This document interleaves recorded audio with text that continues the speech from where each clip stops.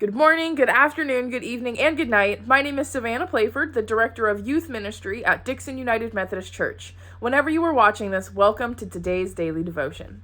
Today I wanted to share with you some verses that come from the book of Philippians. Philippians has kind of an interesting theme and a backstory. You see, the theme of Philippians is Paul is writing to encourage the Christians of the Philippi. However, some scholars believe that Paul actually wrote this book while he was chained up by Roman guards. This was a time when Christians were burned and fed to lions and persecuted all the time.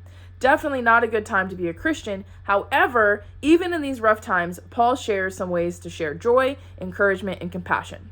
Flash forward to now, and Christians are not being fed to lions or burned, but if you look around, there's a lot of suffering and hate in the world. So here's some encouragement for you today. Philippians 2:1-2 says this: Therefore, if you have any encouragement from being united with Christ, if any comfort from his love, if any common sharing in the Spirit, if any tenderness and compassion, then make my joy complete by being like-minded, having the same love, being one in spirit and one in mind.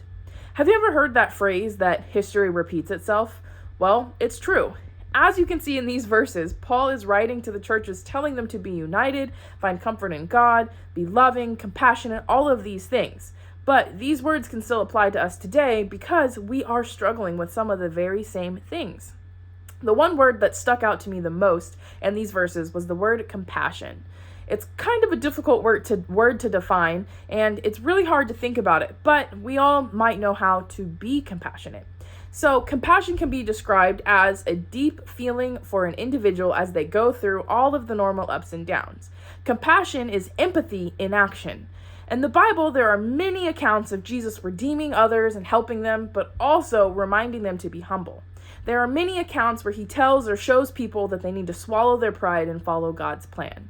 Following God's plan does not mean that every person is in agreement. It does not mean that it's going to be an easy ride.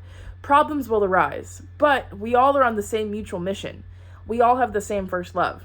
That's Jesus. Therefore, we all need to be compassionate. If we can all get into the same mindset of serving him and putting him first and putting each other as believers first, we can be completely remolded and have a great time. And today, I challenge you to open your heart and your mind to others' perspectives and try to define what compassion means to you.